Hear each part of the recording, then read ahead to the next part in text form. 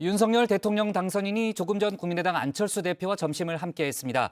인수위원장 또는 국무총리로 거론되는 후보로 거론되는 안 대표의 회동이라 관심이 쏠렸는데요. 두 사람의 회동에서 인사나 합당 얘기는 없었다고 했습니다. 다만 국정 전반에 대해서 대화를 나눴고 많은 의견 일치를 봤다고 했는데요. 관련 소식을 유정아 상황실장이 정리했습니다. 대통령께서 이제 인수위 돌아가면은 못 쉬니까 제가 이렇게 쭉 보니까 노무현 대통령님도 당선되시고 인수위 출범 전에 제주 가서 며칠 쉬고 오셨더라고요. 그래서 이게 시간이 되려나 싶었는데 말씀을 하시더라고요. 이제 못 쉰다고. 좀 뭐 필요한 일만 빨리 맡겨놓고 저도 좀 한틀 쉬려고 합니다. 네, 문재인 대통령과 윤석열 당선인의 첫 통화. 문 대통령의 당부는 푹 쉬라는 거였다고 하죠. 내일 하루 정도 그래서 쉴 거라고 이야기를 하는데요. 하지만 이 당선인 신분의 휴식, 쉬는 게 아니겠죠. 전국 구상, 인수위 구성, 전화기가 울리고 머리도 복잡할 듯합니다. 일단 오늘은 인수위원장으로 유력하게 거론되는 국민의당 안철수 대표를 만났습니다. 윤 당선인이 어제 점심을 함께했던 국민의힘 이준석 대표가 이 코로나 신속 항원 검사 결과 양성으로 나오면서 만남이 30분 정도 미뤄지기도 했는데요. 윤 당선인도 또 안 대표도 급히 자가진단 검사를 해서 음성을 확인한 뒤에 만났습니다. 식당이 아니라 당사에 있는 당선인 사무실에서 도시락을 먹었다고 하는데요. 배석자 없이 단 둘이 만났습니다. 인수위 구성 한시가 급한 상황이죠. 말씀드릴게요. 식사들 하고 계세요? 그래. 키트 검사는 무리 없으셨어요? 예. 그래서 급하게 해봤어요. 네, 12시 반부터 시작된 오찬 회동은 2시간 가까이 이어졌습니다. 당선을 축하하고 신뢰관계를 확인하는 자리였을 것이다. 이런 설명이 있었는데요. 두 사람 인사나 합당에 대한 직접적인 대화는 나누지 않았다. 그렇지만 여러 부분에서 의견 일치를 봤다고 했습니다. 굉장히 광범위한 전체적인 방향이었습니다. 우리나라가 처해 있는 상황이라든지 우리나라 현재 복원해야 될 그런 민주주의에 대한 부분들이라든지 또는 경제 문제 그리고 데이터 산업 이런 부분들 포함해서 아마 거의 뭐 전반에 대해서 거의 모든 분야에 대해서 서로 의견 교환을 했습니다. 그리고 굉장히 많은 부분의 일치들을 봤습니다. 네, 두 사람 전격 단일화를 한 이후 유세와 이 당선 순간까지 함께 해왔었죠. 단일화를 선언하면서 이 인수위원회 구성부터 공동정부까지 함께 구성하기로 약속한 상태입니다.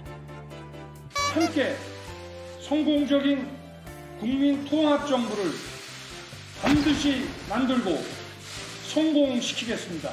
함께 정권을 교체하고 함께 정권을 인수하며 함께 정권을 준비하고 함께 정부를 구성하여 네, 다만 이 장제원 당선인 비서실장은 윤 당선인이 안 대표에게 인수위원장을 제안했느냐라는 질문에는 그렇지는 않다고 이야기를 했는데요. 인수위원장과 부위원장 인사 최대한 앞당겨서 이번 일요일에 발표하는 게 목표라고 했습니다. 세부적인 인수위원들은 다음 주에 순차적으로 발표를 한다고 합니다. 박근혜 정권 인수위가 아마 2주 걸렸죠? 2주보다는 땅지했습니다. 또 새로운 내각이나 그 대통령실 구성을 해야 되니까 의원님들 같은 경우에는 검증이 그렇게 필요 없잖아요. 다 검증된 분들이기 때문에 그 외에 이제 국민들이 잘 모르시는 분들 이런 분들에 대해서 기본적인 인수위가 2개월 정도로 짧게 굴러가는 위원회지만 그래도 우리 국민들이 어떤 분인지에 대한 궁금증이 계시니까 조금 검증 시간이 필요할 것 같아서 순차적으로 발표할 것 같습니다. 그 말씀이시 네, 국민의힘에서는 안 대표 본인 의사만 있다면 인수위원장 맡을 거다 이런 이야기가 나왔죠. 이제 안철수 대표는 충분히 인수위원장 자격이 있다고 생각을 하고요. 그리고 안철수 대표도 한 10년 동안 정치를 하면서 콘텐츠도 많이 무르익었고 또 저희 후보랑 몇 가지 뭐 차이점이 있지만 큰 줄기에서는 대동소이하거든요. 네, 그리고 안 대표 외에는 이 김병준 전 상임위원장도 인수위원장 하마평에 오르고 있습니다. 권영세 총괄선대본부장도 위원장 혹은 부위원장에 거론이 되고 있는데요. 위원장과 부위원장 역할을 좀 다르게 맡아야 한다 이런 역할 분담론도 나왔습니다. 위원장이 정치인이면은 부위원장은 아주 실무에 능통한 경험이 많은 분이 들어갈 거고, 예. 위원장이 정치인이 아닌 비정치인이 온다 그런다면은 예. 부위원장은 그래도 정치권과 이런 역할을 해야 되니까 정치인이 들어가지 않겠나 그렇게 봅니다.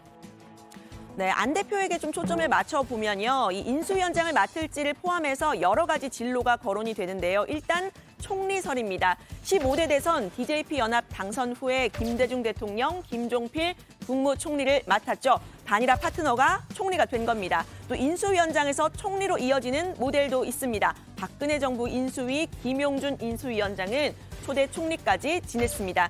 여기에 안 대표가 당에서 역할을 하고 싶어 한다는 얘기부터 이 경기지사설까지 나오고 있는데요. 안철수 대표의 생각이 어떨지 그것이 가장 중요한데 예. 정부보다는 당에서 역할을 하고 싶어 하는 것으로 뭐 개인적으로는 그냥 그렇게 알고 있어요. 경기도지사로 출마할 수도 있다. 저는 예. 그것이 가장 효과적인 대선 후보로 가는 지름길이다라고. 경기지사는 징크스가 있는데요. 경기지사 하면 대선 당선 안 되는 징크스가 징크스를 있는데. 안철수가 깰 수 있죠. 안 되지.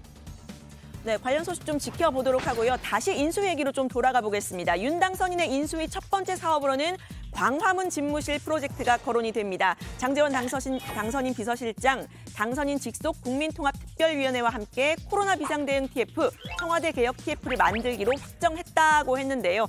이 중에 이 청와대 개혁 TF에서 광화문 집무실부터 경호, 비용 문제까지 총괄해서 논의를 한다고 했습니다. 광화문 정부 서울청사 내에 총리실 자리를 청와대, 아니 대통령실 집무실로 만든다 이런 보도도 나왔는데요. 어제 청와대 유영민 비서실장 등과 접견한 자리에서도 관련 의사를 윤 당선인이 전달했다고 알려지고 있습니다. 윤 당선인은 후보 시절 이미 광화문 시대 여러 차례 공언했었죠. 대통령의 권력은 유한하고 책임은 무한합니다. 국민 위에 군림하는 청와대 시대를 마무리하고 국민과 동행하는 광화문 시대를 열겠습니다. 네, 그런데 이 청와대 집무실 광화문으로 이전하는 문제요. 문재인 대통령도 추진했던 바가 있습니다. 퇴근길에 남대문 시장에 들러 시민들과 소주 한 잔 나눌 수 있는, 그러면서 소통할 수 있는 대통령 되겠습니다. 네, 하지만 여러 현실적인 이유 때문에 하지는 못했습니다. 유홍준 전 문화재청장을 자문위원으로 위촉을 했지만 결국 공약을 철회하고 말았습니다. 매번 이 경호 차량들이 붙는 등 이 막대한 경호 비용이 들 뿐만 아니라 관저, 영빈관, 헬기장 등 대통령이 이용하는 모든 시설이 함께 옮겨와야 한다는 건데, 유홍준 자문위원은 광화문에 이전에 홀 만한 공간이 없다라고 했습니다. 네, 관련 소식은 들어가서 더 이야기를 해보도록 하고요. 윤석열 정부를 구성할 윤석열의 사람들, 윤곽이 조금씩 드러나고 있죠. 당선인 인사 1호는 장제원 비서실장이었습니다. 윤석열 핵심 관계자 윤핵관이 전면에 등장했다, 이런 이야기가 나왔는데요. 반면 윤핵관임을 자부했던 권성동 의원은 인수위에는 가지 않겠다고 했습니다. 세간의 비판을 의식한 걸까요? 저는 뭐 역할 안 하기로 했습니다. 예, 인수위에. 아니 뭐 소위 말하는 예. 유력한 사람들이 다 인수위에 장제원 비서실장에도 저까지 들어가면은 예, 정치권이나 뭐 언론에서 그거 쉽지 가만히 놔두겠습니까? 비판하지. 그 말 비판받을 짓을 뭐 합니까? 예. 네, 권 의원은 윤 당선인과 소꿉친구라고 하죠. 가까운 사람을 믿고 오래 쓰는 이 윤 당선인의 인사 스타일상 권 의원이 인수위에 들어가지 않더라도 이 당이건 내각이건 역할을 맡을 거라, 이런 이야기도 나오고 있습니다. 윤석열의 입 대변인도 임명을 했죠. 김은혜 전 공보단장인데요. 김 대변인 하면 이 대장동이 지역구죠. 대장동 관련 각종 의혹을 제기하면서 공세를 편 바 있습니다. 단돈 100만 원이 들어가는 예산 집행도 시장 결제 없이는 하지 못한다고 말씀하신 분입니다. 네. 그리고 1조 가까운 돈을 화천대에게 몰아주는 걸 지사님이 결국 하게 했다는 거죠. 그게 배임입니다. 그래도 몰랐다고 하면 그게 무능이죠. 네, 대장동 일타 강사라는 별명을 얻었던 원희룡 전 제주지사 역시 핵심으로 좀 부상하는 분위기인데요.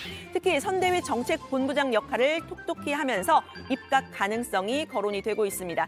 제주지사에서 중앙정치로 복귀를 한 셈이죠. 하나는 위쪽 머리가 있고요. 이거는 이재명과 정진상이고 아래쪽 머리가 누구냐면 지금 나오는 남욱 변호사, 정영학 회계사, 대한민국의 떴다방 전국구 선수들, 부동산 개발의 금메달리스트들, 완전히 드림팀.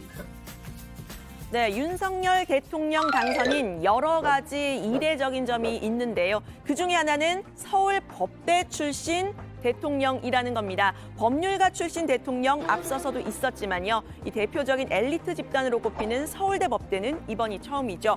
앞서 이회창 전 총리 그리고 이인재 전 경기지사가 대선에 도전을 한 적이 있었지만요. 여러 차례 고배를 마셨습니다.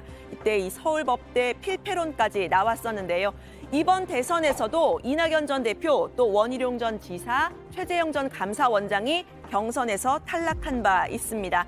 윤 당선인의 경우에는 이 검찰총장에서 대통령으로 직행을 하다 보니 주변 인물들도 검사 출신, 특히 서울법대 출신들이 많은데요. 일단 선대본부를 먼저 살펴보면요.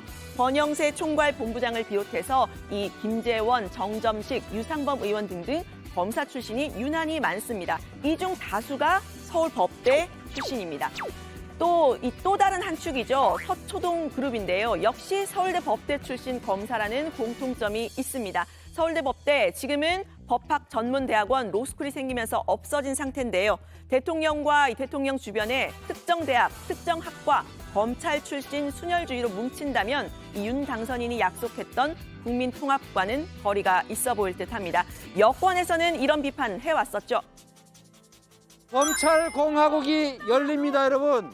검찰 정말로 무서운 존재입니다. 왜 검찰 수사만 받으면, 특수부 수사만 받으면 자꾸 세상을 떠납니까? 네, 인수위원장 인사가 이번 주말에는 발표가 된다고 하니까요. 새 정부의 윤곽 이번 주에 좀 드러날 듯합니다. 관련 소식 다정회에서 앞으로도 전해드립니다. 오늘 발제는 이렇게 정리합니다. 윤석열, 안철수 회동, 국정 전반 논의, 인사 얘기는 없었다. 인수위 내 청와대 개혁 TF 설치.